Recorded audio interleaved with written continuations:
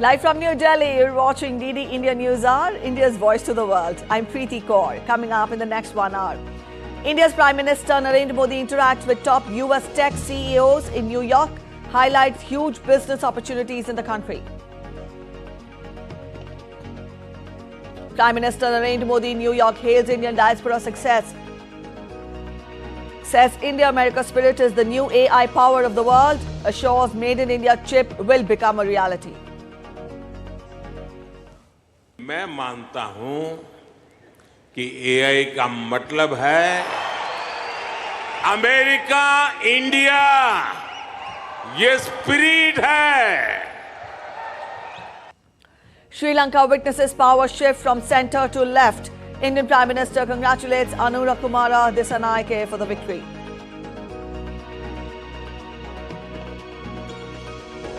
Kamala Harris presses Donald Trump for another debate. Not ready to relent, Trump says he will not run again if he loses in November. US House Republicans unveiled 3-month stopgap bill to avert shutdown. Aim to vote on the measures on Wednesday. And in Chess Olympiad, India wins gold in both men's and women's category. Prime Minister Narendra Modi says remarkable achievement marks a new chapter in India's sports trajectory.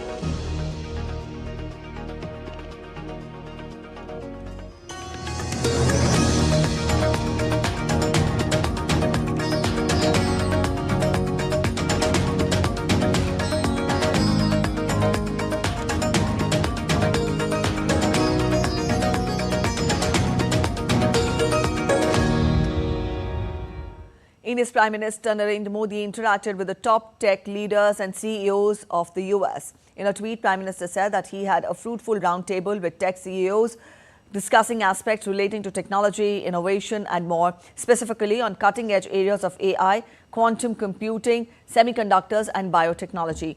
He also highlighted the strides made by India in this field. I quote him, he said, "I'm glad to see immense optimism towards India." Alphabet CEO Sundar Pichai also participated in the meet.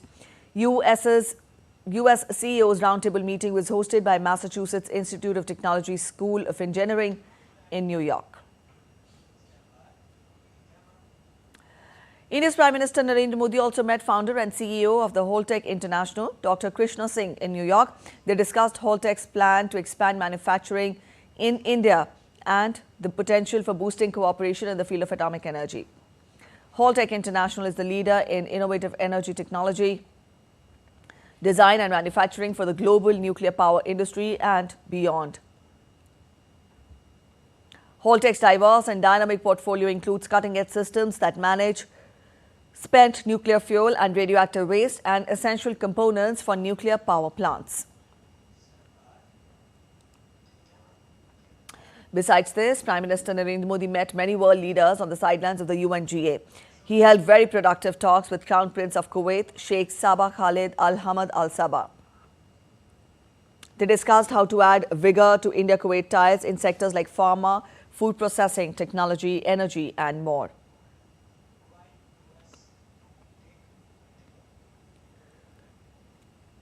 Prime Minister also met Palestinian President Mahmoud Abbas and expressed deep concern at the humanitarian situation in Gaza. Prime Minister reaffirmed India's continued support to the people of Palestine. Earlier, India's Prime Minister held a very good meeting with his Nepalese counterpart KP Sharma Oli in New York. As India and Nepal share a robust friendly relationship, the Indian Prime Minister said that the two leaders look forward to adding even more momentum to the ties. The talks focused on issues like energy, technology and trade. Prime Minister's Day 2 of the US visit began with his address to the Indian diaspora at Nazar Coliseum in New York. Electrifying gathering of over 16,000 people gave Prime Minister Modi a warm and magnificent welcome. Prime Minister Modi highlighted India's resolve to become Viksit Bharat, a developed country by 2047, and the invaluable role the Indian diaspora plays in cementing our bilateral ties with the US.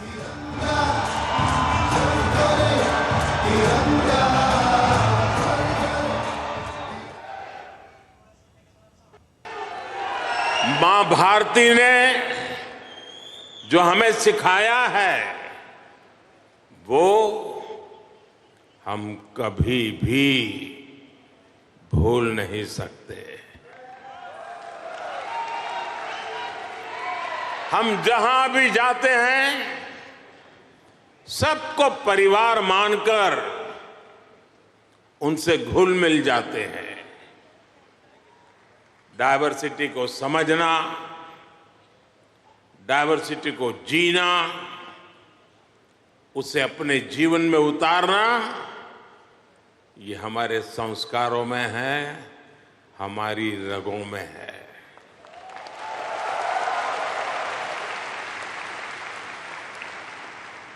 हम उस देश के वासी हैं जहां सैकड़ों भाषाएं हैं, सैकड़ों बोलियां हैं, दुनिया के सारे मत है, पंथ है, फिर भी हम एक बनकर, नेक बनकर आगे बढ़ रहे हैं। Highlighting diaspora strength on a foreign land, Prime Minister Modi hailed American Indian spirit as the new AI power of the world.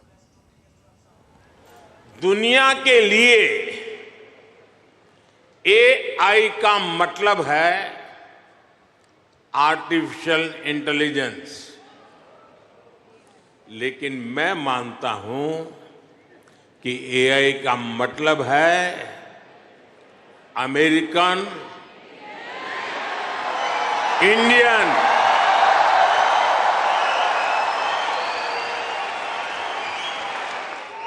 America, India, ये स्पिरिट है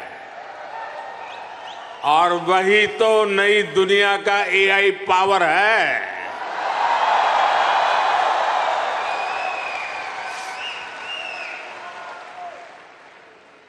यही AI स्पिरिट भारत अमेरिका रिश्तों को नई ऊंचाई दे रहा है। In his address, the Prime Minister also spoke about his vision for India's future, calling it Pushp, which means flower in Hindi. He said that acronym Pushp is putting India on the path to progress and prosperity. आपको एक शब्द याद रहेगा, पुष्प। हाँ, कमल मान लीजिए, मुझे इतराज नहीं है।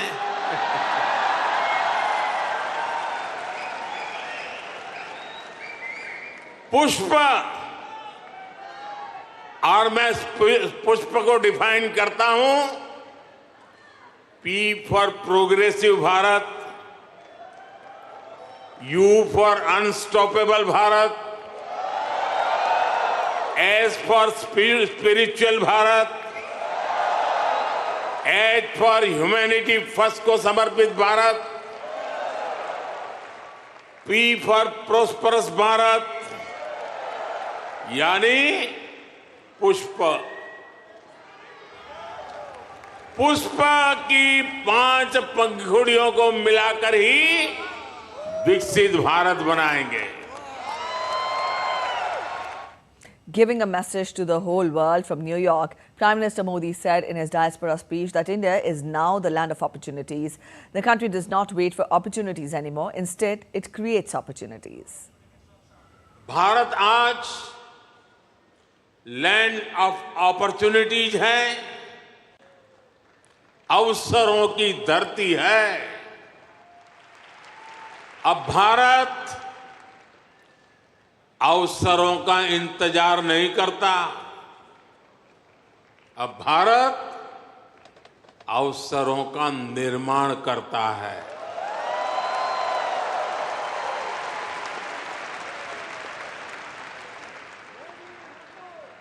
बीते 10 साल में भारत ने हर सेक्टर में अपॉर्चुनिटीज का एक नया लॉन्चिंग पैड तैयार किया है। आप देखिए, सिर्फ 1 दशक में ही, और ये बात आप सबको गर्व देगी, 1 दशक में ही 25 करोड़ लोग गरीबी से बाहर निकले हैं। Prime Minister Modi said that India's 5G market is bigger than that of the US and the change has taken place within 2 years. Today, India is working on a made in India 6G.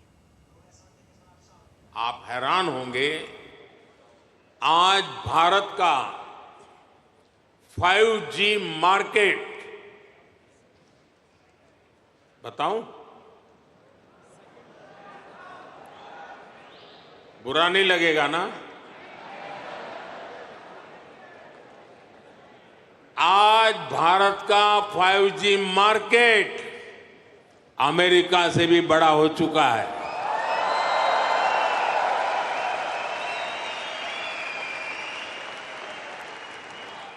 और ये 2 साल के भीतर भीतर हुआ है। अब तो Bharat made in India 6G पर काम कर रहा है। ये कैसे हुआ?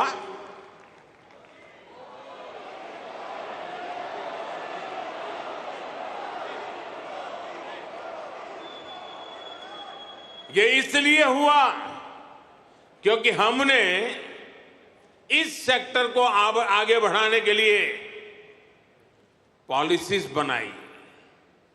हमने मेड इन इंडिया टेक्नोलॉजी पर काम किया। हमने सस्ते डेटा पर मोबाइल फोन मैन्युफैक्चरिंग पर फोकस किया।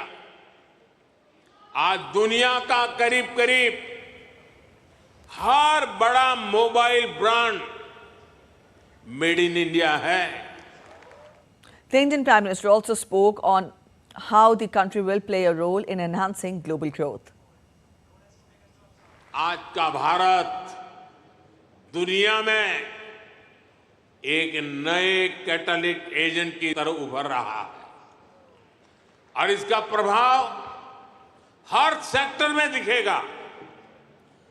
ग्लोबल ग्रोथ के प्रोसेस को तेज करने के लिए भारत का रोल अहम होगा।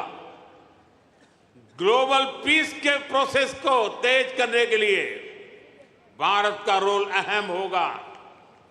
ग्लोबल क्लाइमेट एक्शन को स्पीड अप करने में भारत का रोल अहम होगा। ग्लोबल स्किल गैप को दूर करने में भारत का रोल अहम होगा।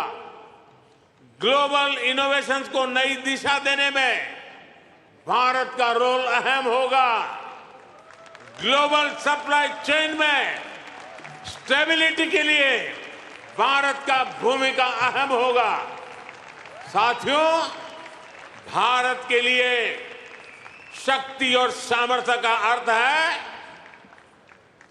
भारत के लिए शक्ति और सामर्थ्य का अर्थ है ज्ञानाय, दानाय, च रक्षणाय। यानी knowledge is for sharing, wealth is for caring, power is for protecting. The Prime Minister also announced that India will open 2 new consulates in Boston and Los Angeles. Meanwhile, on the third and last day of his US visit, Prime Minister Modi will address the Summit of the Future at the United Nations. World leaders are expected to deliberate on course correction to make sustainable development for all a reality. TD India's correspondent Shubhendu Ghosh brings us more. On day 3 of Prime Minister Narendra Modi's visit to the United States, focus would be on the Summit of the Future at the United Nations. Prime Minister Narendra Modi will present India's vision on sustainable tomorrow. At the heart of the summit lies the idea that 21st century challenges require 21st century solutions. It is a recognition that the world has fallen behind in meeting its targets, from sustainable development goals to mitigating climate change. Global institutions have failed to evolve and reform. Regional conflicts threaten global peace. Earlier on Sunday, UN General Assembly adopted a pact for the future, which the UN Secretary General Antonio Guterres described as a landmark agreement that is a step change towards more effective, inclusive and network multilateralism. The pact covers themes including peace and security, global governance, sustainable development, climate change, digital cooperation, human rights, gender, youth and future generations. Given how failed development targets disproportionately impact poor and developing countries, all eyes will be on how Prime Minister Modi articulates the concerns of the Global South. Shubhendu Ghosh for DD India in New York. With a lot of diplomatic action in New York this week, India's External Affairs Minister Dr. S. Jaishankar is set to address the general debate of the UNGA on September 28th. Now, the general debate on the 79th UNGA session will take place from September 24th to 30th.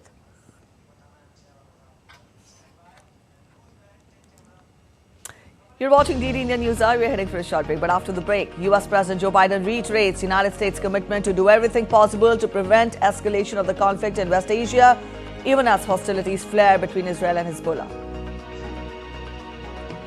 Ukrainian President Volodymyr Zelensky arrives in the United States to attend sessions at the UN General Assembly. Up to 5 uncrewed Starship missions to Mars within 2 years, announces SpaceX CEO Elon Musk.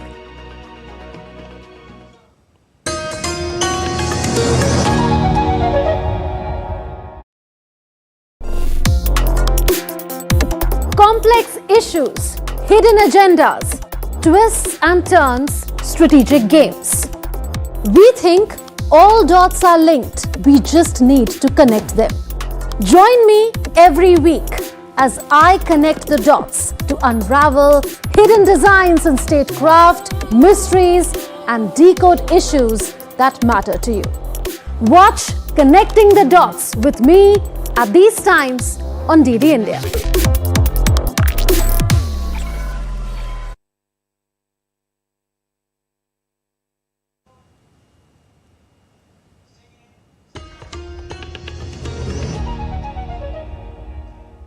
Welcome back after the break. You're watching DD India News Hour. United Nations has adopted groundbreaking pact for the future to transform global governance.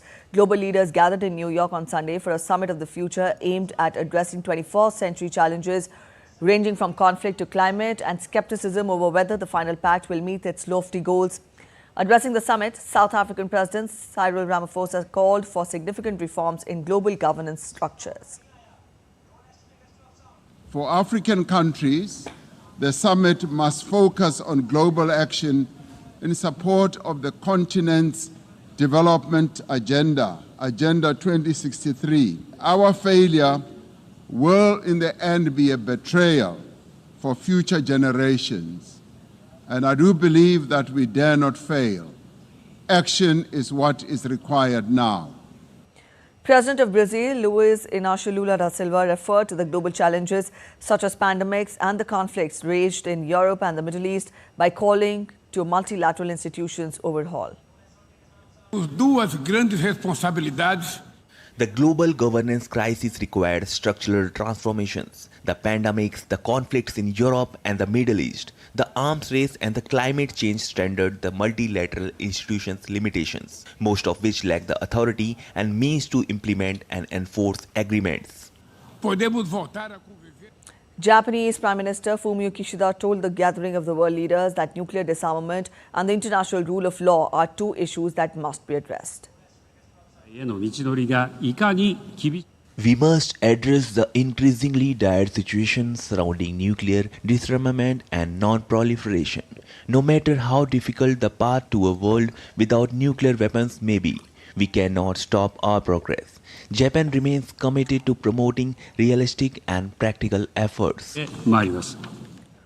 US Vice President Kamala Harris has pushed for a new debate next month as the election nears, while former President Donald Trump has declined, citing the start of early voting in some states. Democratic presidential nominee Harris urged Trump to accept a proposal to debate on October 23rd as a follow-up to their previous debate on September 10th. Speaking to supporters at a North Carolina rally, Trump said that it was too late for another debate because early voting has already started in some states. Harris plans to roll out a new set of economic policies that aim to help Americans build wealth and set economic incentives for businesses to aid that goal.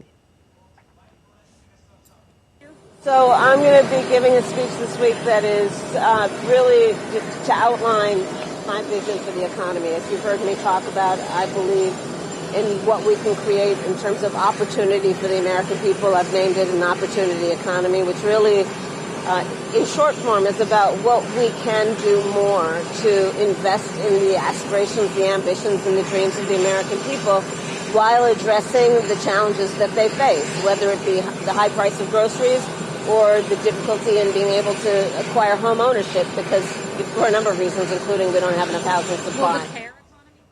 Republican U.S. House of Representatives Speaker Mike Johnson has proposed a 3-month stopgap funding bill to avert a government shutdown in a Sunday letter to his members. The stopgap funding bill excludes an immigration-related measure demanded by Donald Trump.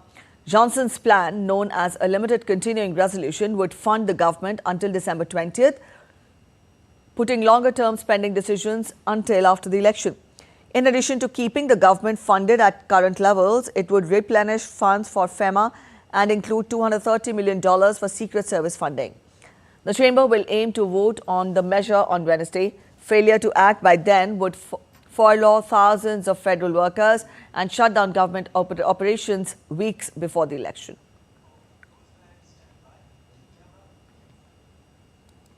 U.S. President Joe Biden hailed U.S. economic progress in the face of the pandemic and Russia-Ukraine conflict after the Fed cut interest rates.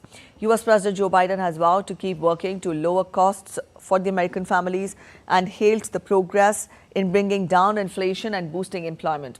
Biden, speaking at the Economic Club of Washington, also said there is more work to be done.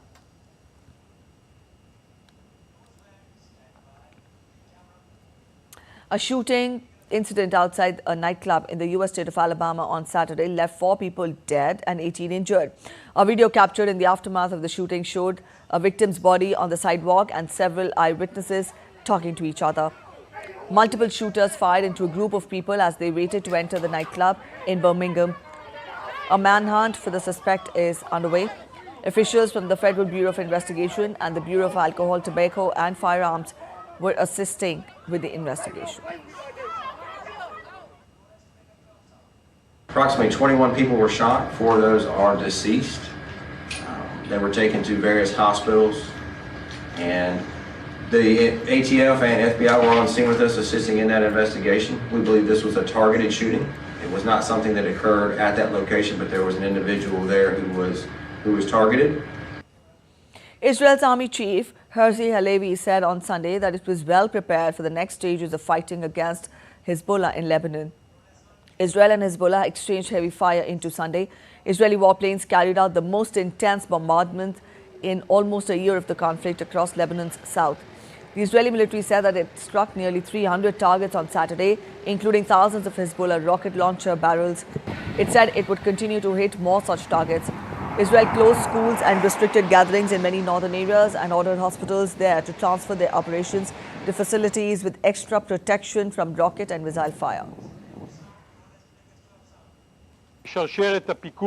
We have attacked over the past few days hundreds of terrorist targets in Lebanon. This morning, Hezbollah fired to the north once more. This fire was directed towards civilians. No sovereign state can tolerate such a threat against its citizens and its sovereignty. Hezbollah places its launchers next to Lebanese civilians, and by that it endangers them. We will do whatever it takes to remove threats against Israel. We will return the residents safely to their homes. Of Hezbollah still has not understood this after the past 2 weeks, then it will keep getting hit until it does. The Israeli army released a short video of the Home Front Command inspecting the damage from Hezbollah rockets hitting Kiryat Baalik on Sunday. The army said in their Telegram channel that there had been a barrage of rockets from Lebanon into northern Israel overnight and on Sunday morning. 2 elderly men and a teenage girl were wounded by the shrapnel in Kiryat Baalik, Israeli medics service reported.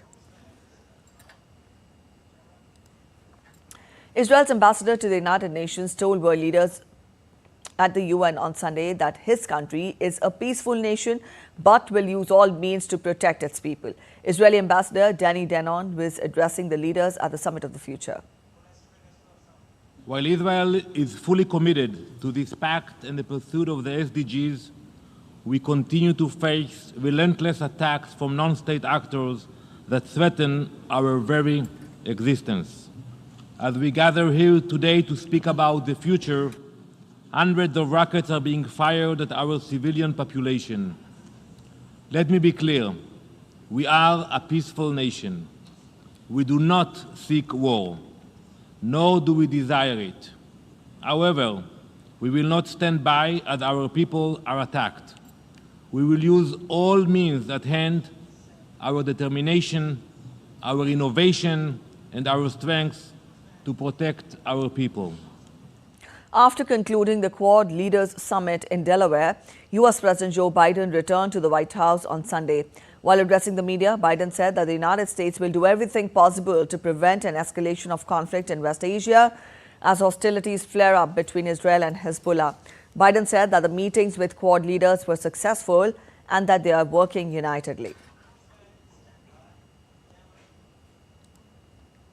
U.S. President Joe Biden will host UAE President Sheikh Mohammed bin Zayed Al Nahyan at the White House on Monday.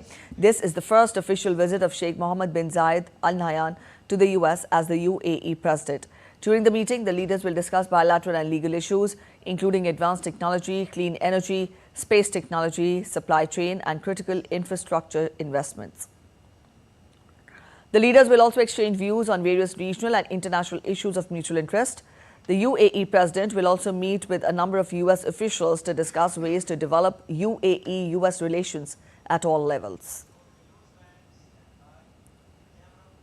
Ukrainian President Volodymyr Zelensky arrived in the United States on Sunday to attend sessions at the UN General Assembly and urged his partners to help achieve a shared victory for a truly just peace. In his video, Zelensky said that Ukraine was doing everything it could by acquiring weapons and through diplomacy to consolidate our partners' support and force Russia into peace.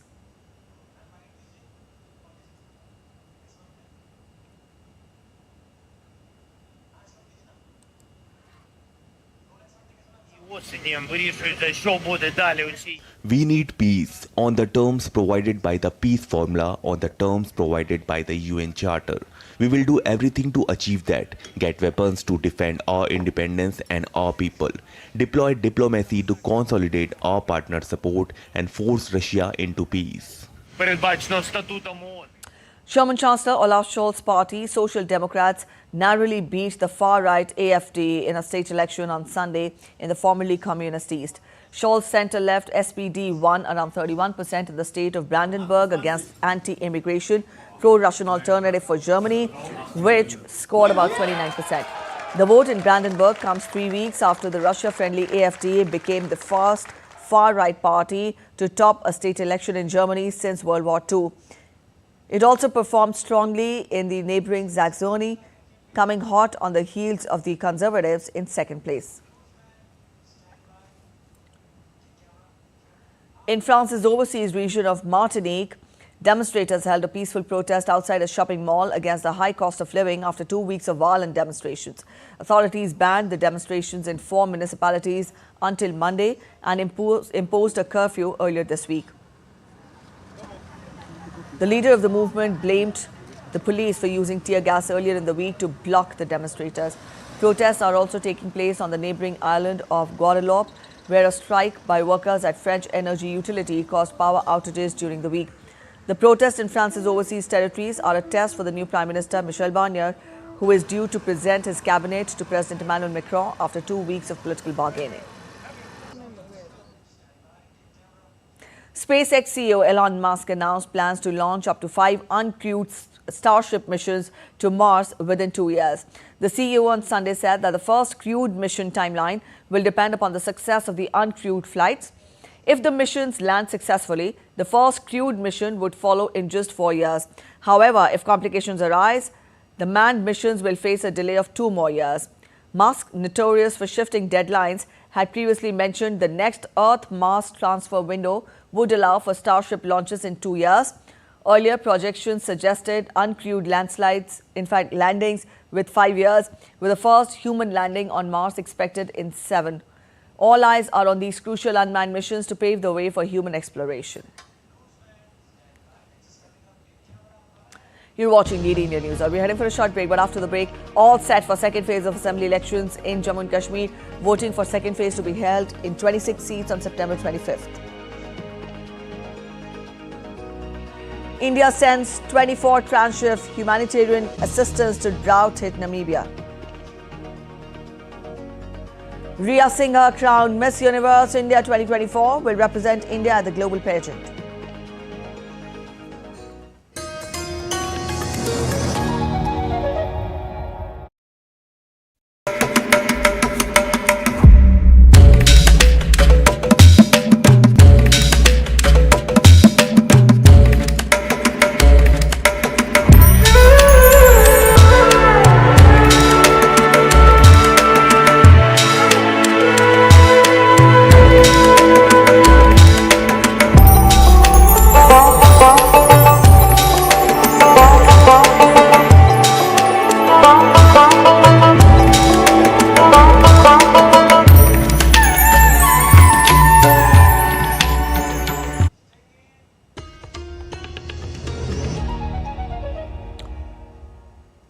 Welcome back after the break. You're watching DD India News. A quick relook at the top stories now.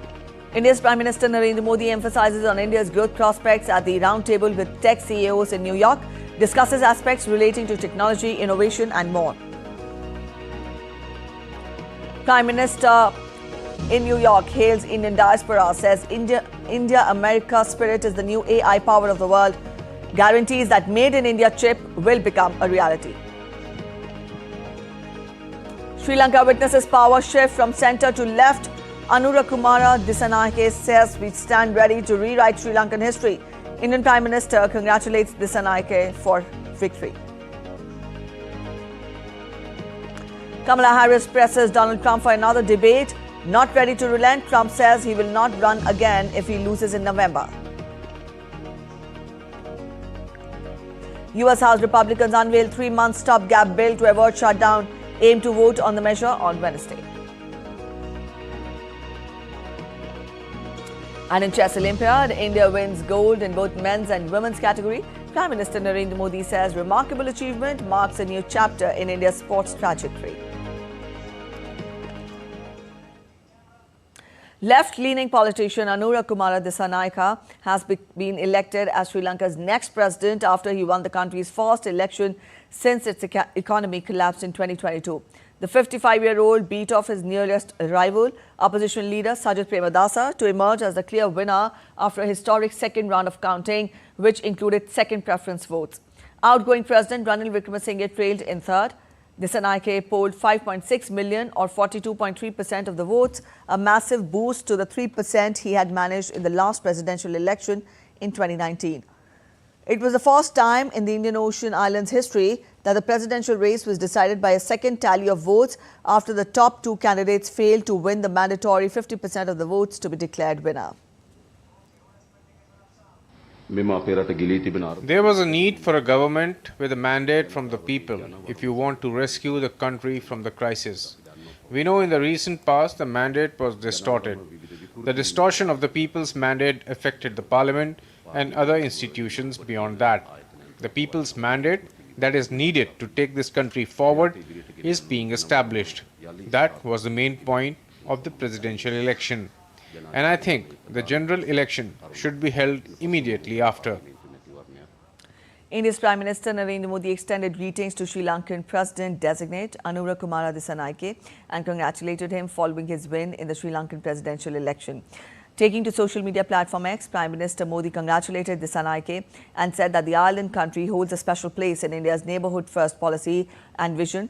Sagar, that is security and growth for all in the region, which focuses on concerted, cooperative measures for sustainable use of oceans and provides a framework for a safe, secure and stable maritime domain in the region.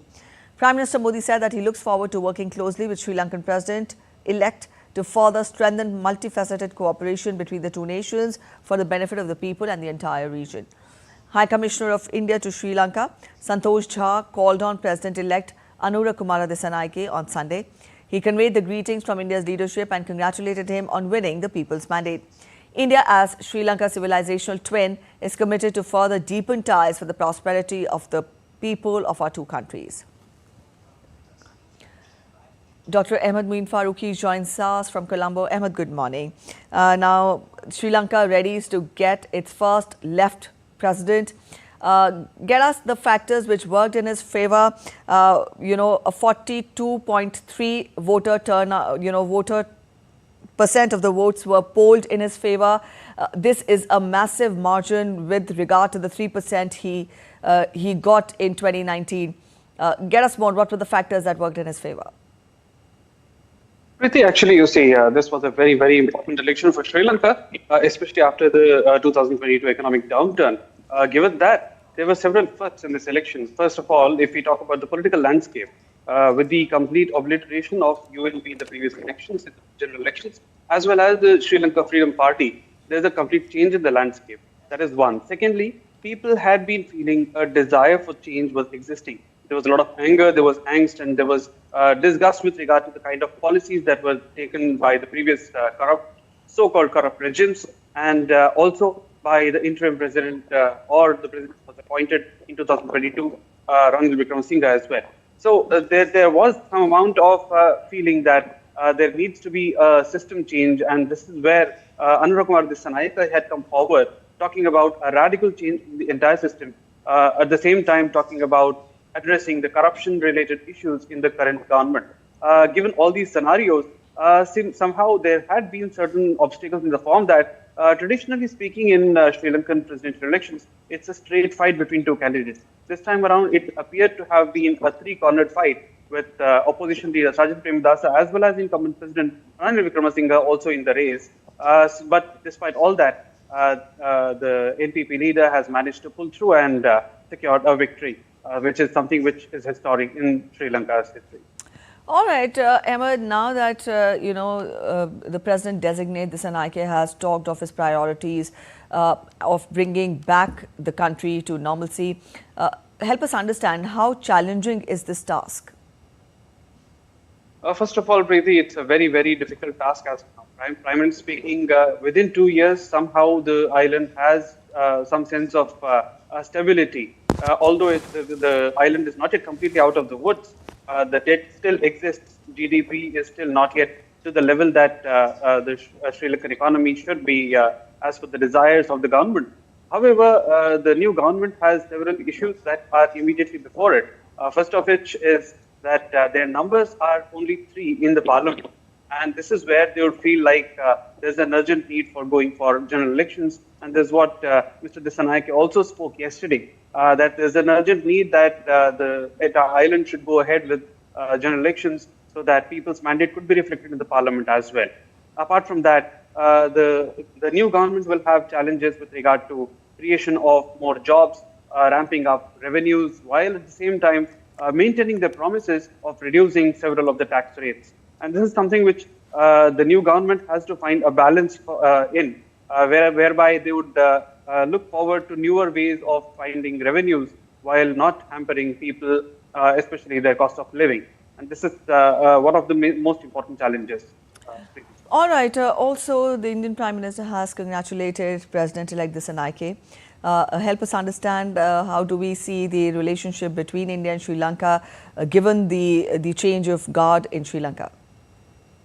Preeti, India and Sri Lanka have been having fantastic relations over the last several years. Ever since India's neighborhood first policy started taking shape, we have seen the India-Sri Lanka bilateral relations grow from strength to strength.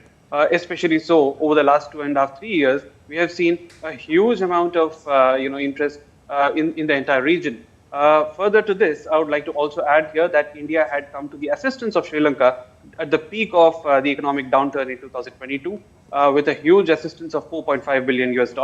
That assistance was much more than what the IMF assistance has been provided for, which will be available for the next 3 years also. So India's assistance was much bigger. Secondly, India was the first country to come forward with the financing assurances to obtain the IMF deal.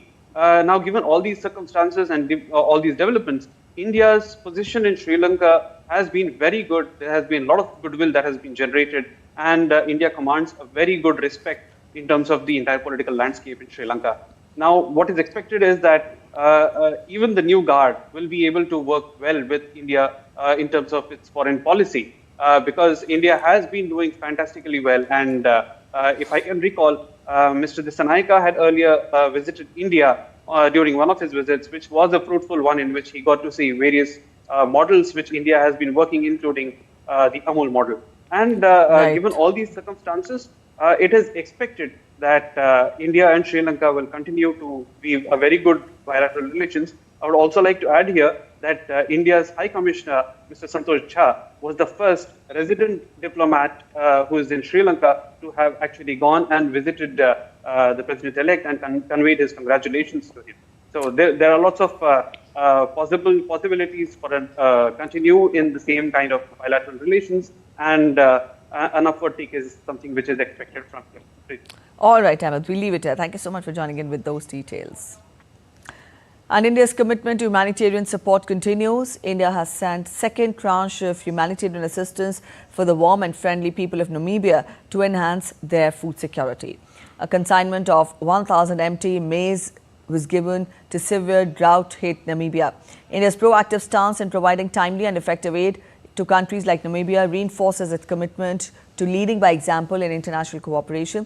By addressing immediate needs while also advocating for sustainable development, India is helping to pave the way for a more resilient and interconnected global south, ready to tackle the pressing challenges of climate change and food security. Let's get you updates on the assembly elections in India's Jammu and Kashmir now.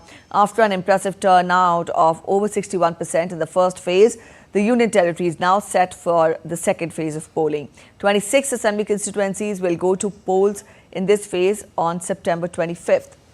The second phase of the elections cover the constituencies in Riyasi, Rajouri and Poonch districts in Jammu region and Srinagar and Budgam districts of the Kashmir Valley. Leaders of all political parties are leaving no stone unturned to woo the voters as campaigning will end on Monday evening for this phase. The Jammu and Kashmir Assembly election is being conducted in 3 phases, with voting on September 18th, September 25th and October 1st. The counting of votes will take place on October 8th. Assembly elections are being held for the first time in Jammu and Kashmir after the abrogation of Article 370. The 5th edition of Goa Maritime Symposium will begin today at Naval War College in Goa. The theme of the event is Common Maritime Security Challenges in the Indian Ocean region, progressing lines of efforts to mitigate dynamic threats such as illegal, unreported and unregulated fishing and other illegal maritime activities. The 2-day-long symposium will see participation of naval representatives from 12 Indian Ocean littoral countries. Observers from Kenya and Tanzania will also attend the event. The discussions will dwell on collaborative efforts towards enhancing maritime security in the Indian Ocean region. The 10th Commonwealth Parliamentary Association India Region Conference will begin in New Delhi on Monday. The theme of the conference is the role of legislative bodies in attainment of sustainable and inclusive development. The 2-day conference will be chaired by Speaker of the Lower House of Indian Parliament, Om Birla, who is also the chairperson of the CPA India region.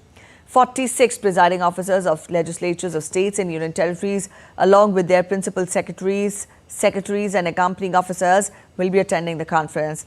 The conference will be preceded by executive committee meeting of the CPA India region. All right, now we take a look at other stories making it to the headlines from across India. As part of Seva Pakhwada, the Indian Minorities Foundation organized a mega multi-speciality health camp in Mumbai to celebrate Prime Minister Modi's 74th birthday. Over 3,500 underprivileged patients received free medical treatment. In Manipur, hundreds of people took part in the 10 kilometers Red Run Marathon to spread awareness about HIV and AIDS. The marathon was organized by the State AIDS Control Society.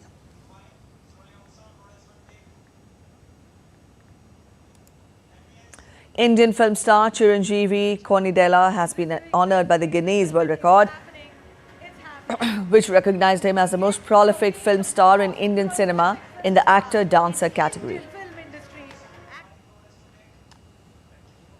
In a glittering ceremony in the Indian state of Rajasthan, Riya Singh has won Miss Universe India 2024 title. After winning the title, Riya will represent India at the Global Miss Universe 2024 pageant. You're watching DD India News. We're heading for a short break, but after the break, towns in Japan reel under heaviest spell of continuous rain, triggering floods and landslides. Manchester City versus Arsenal ends in a chaotic and controversial 2-each draw. South Africa beat Afghanistan in the third ODI to avoid a clean sweep in Sharjah.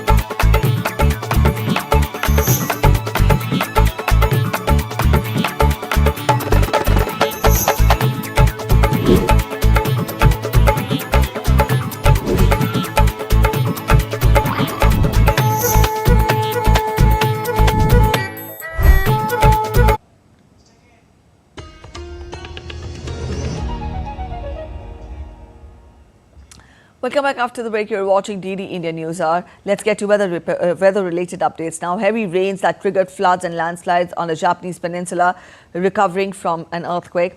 Heavy rains pounded Ishikawa from Saturday, with more than 540 millimeters recorded in the city of Wajima over 72 hours. Now, this is the heaviest continuous rain since comparative data became available. Floodwaters inundated emergency housing built for those who had lost their homes in the New Year's Day quake.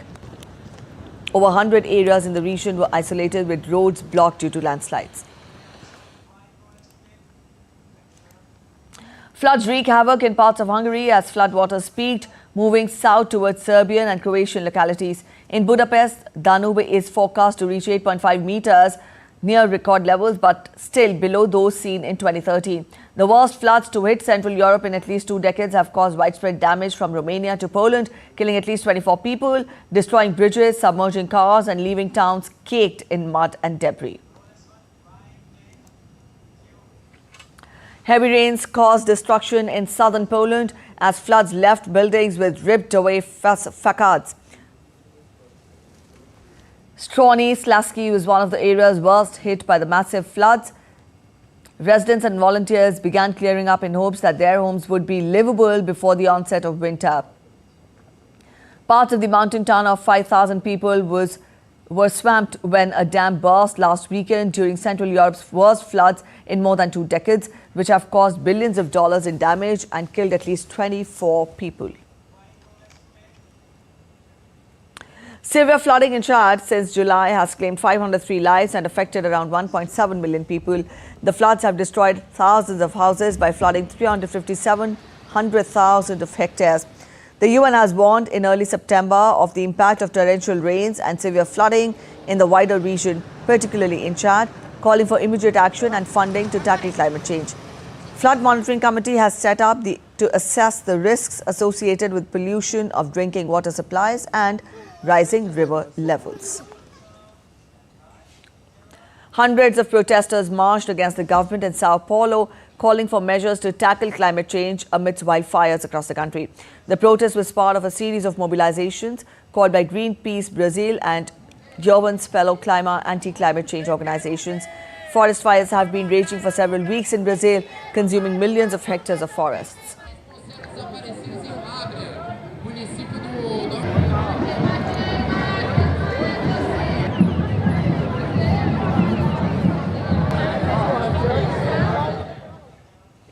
You're watching DD India News Hour. Now we turn focus to sports. We'll talk of chess. The Indian chess team has scripted history by bagging 2 gold medals in the open and women's section respectively on Sunday in Budapest. In the open section, Indian men's team outplayed Slovenia with a score of 3.5 to 0.5. In the open section, Gukesh, Arjun and Pragananda secured wins, whereas Vidit drew his game comfortably in the round of 11. Meanwhile, in the women's section, the team crushed Azerbaijan. Harika, Divya and Vantika scored wins, whereas Vaishali settled for a draw. The Indian team will also be awarded with the prestigious Gaprindashvili Cup, which is given to the best performing federation that includes the performance of open and women's section. With this victory, India battered its performance from the 2022 Olympiad, where it won a bronze medal in the home soil. Previously, India had won a bronze title in the 2014 edition. Indian Prime Minister Narendra Modi congratulated the Indian contingent on their exceptional performance at the Chess Olympiad on X. He said, and I quote him, "Historic win for India as our chess contingent wins the 45th FIDE Chess Olympiad. India has won the gold in both open and women's category at Chess Olympiad. Congratulations to our incredible men's and women's chess teams. This remarkable achievement marks a new chapter in India's sport trajectory. May this success inspire generations of chess enthusiasts to excel in the game." All right, Naran Singh is joining us to get us more. Naran, a double gold at the 45th FIDE Chess Olympiad. How big is it? What was it that worked in the favor of the Indian chess players? How would you evaluate their performance? Good morning, Priti. We can say that it's one of the biggest moments, not only for the chess, but for the Indian sports, considering the fact that India winning gold both in the open section and the women's category. And the date September 2022 will be written in the annals of the Indian sporting history. If you take a look at the performance of the Indian chess player, the way they dominated the world players, definitely we can say that they are best in the world. Consider the fact that there are 193 countries participating in the Chess Olympiad. And Chess Olympiad means the Olympics of the chess. And among the 193 countries that are participating at the Chess Olympiad, India is at the top. We can see the standard of the Indian chess here, the way our youngsters are dominating. Arjun Agassi is young, D. Kukesh is young, Pragnananda is young, and Vidit Gujarati is also a young player. So it shows the dominance of the Indian chess player. If you take a look in the past, the candidates tournament also, which is like a challenger for the world championship, where there also 5 Indians were there participating. They are in the candidates. And D. Gukesh, after 5 months, he will be there as a challenger. He will play the world championship match against the Ding Liren of China. So all in all, a fantastic achievement, and Indian chess players are the new boss of the world chess, whether it is women's category, whether it is men's category. And we can say that the way Gukesh played, and even the Gukesh and the way his other partner, Arjun Agassi, both also won the individual gold on the board 1 and 3, and same in the women's category too, where Divya Deshmukh and Vantika Agarwal won the individual golds too. So all in all, there are 4 gold medals for the Indian team along with the trophy. So it shows that where the Indian sports, Indian chess is going. And definitely we can say that India is the new boss of the world chess right now. All right, Naran, we leave it here. Thank you so much for joining in with that input. And John Stones scored a dramatic equaliser deep into stoppage time to rescue Manchester City from defeat against Arsenal in a chaotic and controversial 2-each draw at the Etihad Stadium. City took the lead through Erling Haaland's 100th goal for the club, but Arsenal turned the game around before half-time.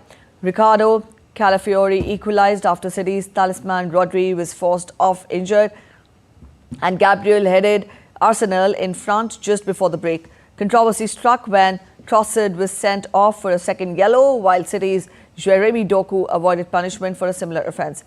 Despite relentless pressure from City in the second half, Arsenal triumphed after a brilliant display from goalkeeper David Raya. The game ended in a draw courtesy of last-minute heroics from John Stones.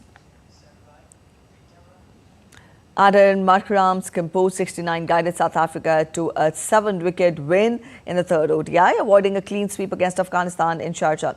Chasing 170, the Proteas overcame a brief wobble at 80 for 3, with Markram and Tristan Stubbs 26 ending an unbeaten 90-run stand. Afghanistan, having already won the series, struggled with the bat despite Ramanullah Gurbaz's valiant 89 off 94 balls. 3 key Afghan batsmen were run out, and Ghazenfar's 31 provided a last boost. South Africa capitalized on the absence of Rashid Khan and Fazal Haq Farooqi and eased to victory. That's it in this edition of DD India News Hour. But let us know your thoughts on the news of the day. For those of you on the go, you can get all the latest news and updates from India and across the world on the DD India mobile app. And this app is available on both Android and iOS platforms. You can download the respective QR codes on the screens. We'll be back with more news as it breaks here on DD India. I'm Preeti Kaur signing off, and from all of us in Delhi, thanks for watching DD India News Hour.